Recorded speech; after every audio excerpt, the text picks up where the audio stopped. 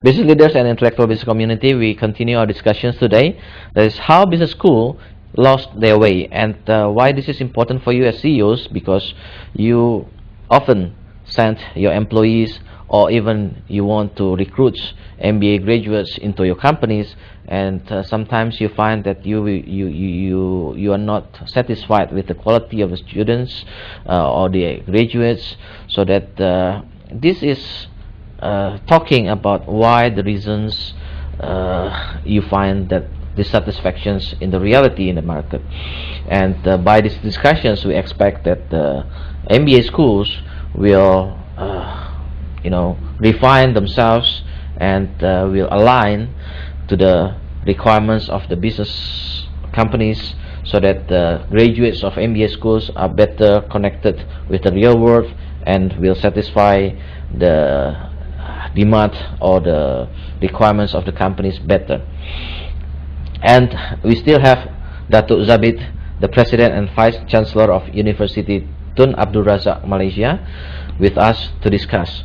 So Datuk Zabid, I also see in Indonesia the trend,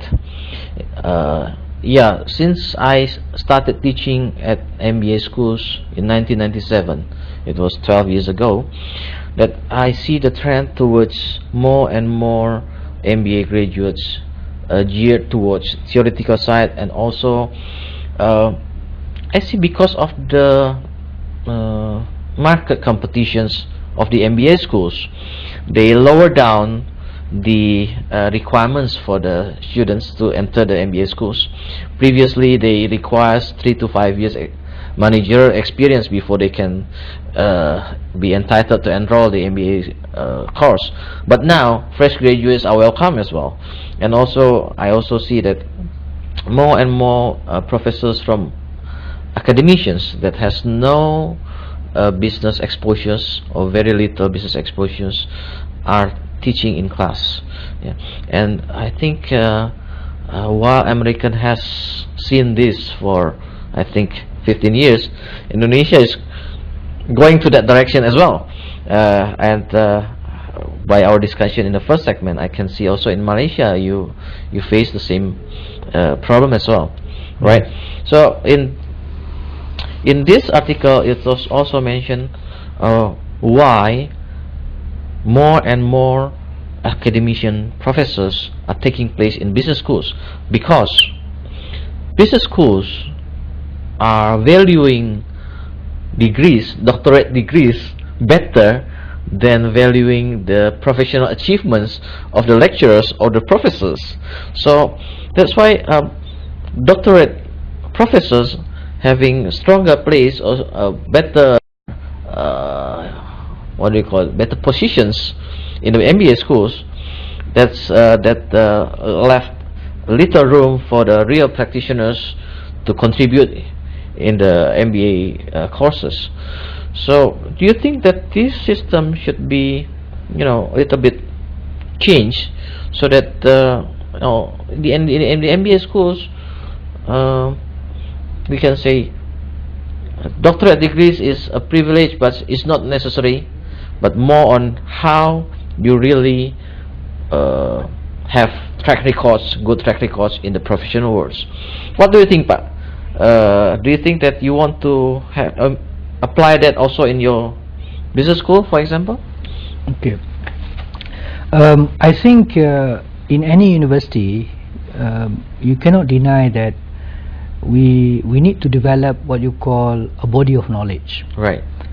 In our effort to develop new body of knowledge, you will need people who are trained to do research and to create new body of knowledge. To do this, you need people with what you call doctoral degrees. Now, business school, however, you have to realize that when business school is created, the purpose is to serve the business community. Right.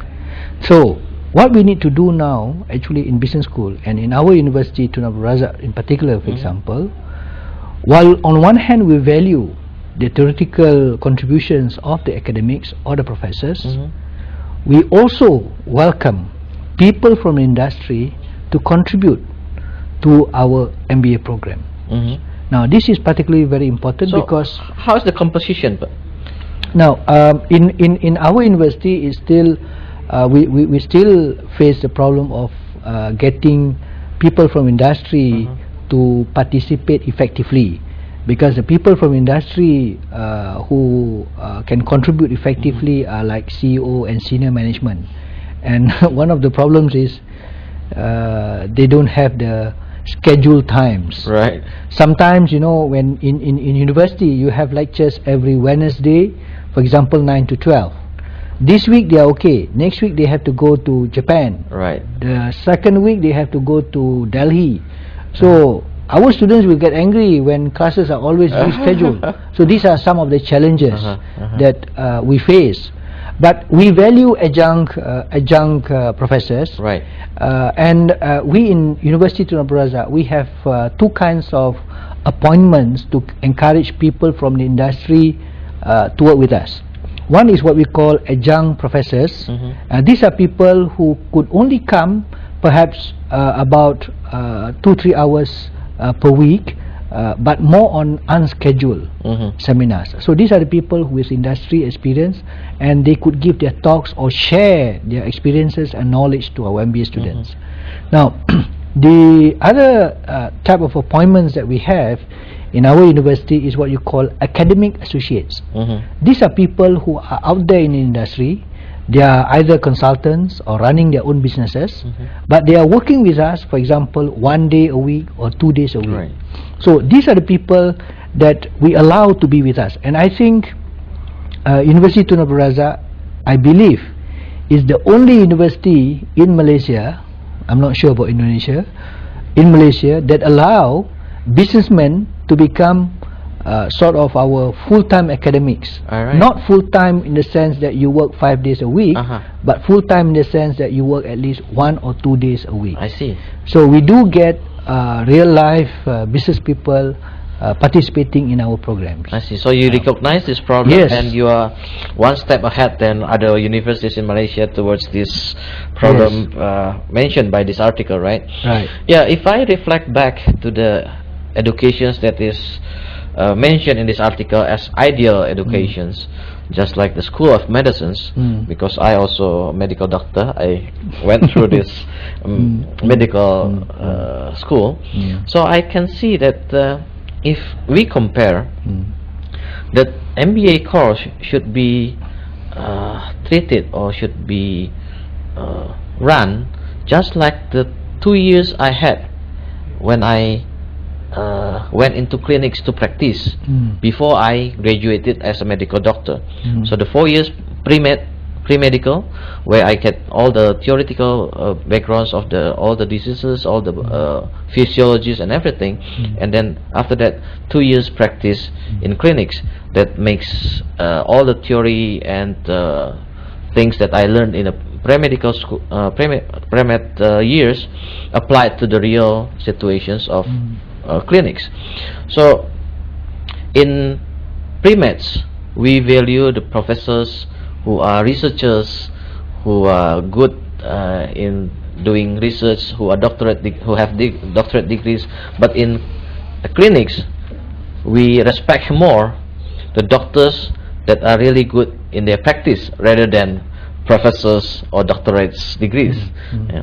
So I think if we have this analogy, MBA schools with the medical schools, if we gear this management of MBA schools or business schools towards what has been done in medical schools for so many years, I think it could be solving the problems that is mentioned in the articles and we found in the reality in our countries.